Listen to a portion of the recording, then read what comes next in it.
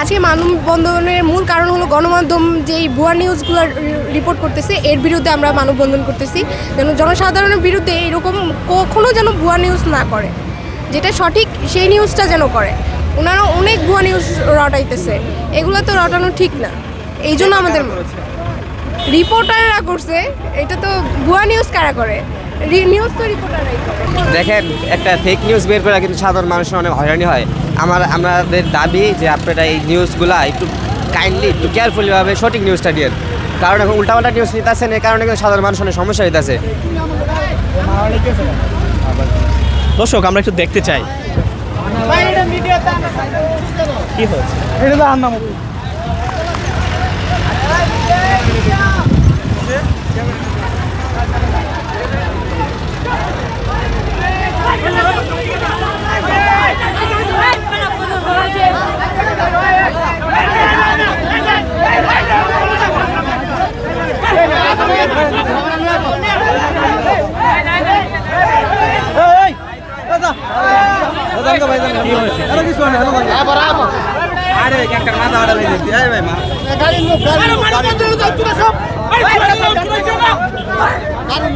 কি নিয়ে হয়েছে, কি নিয়ে?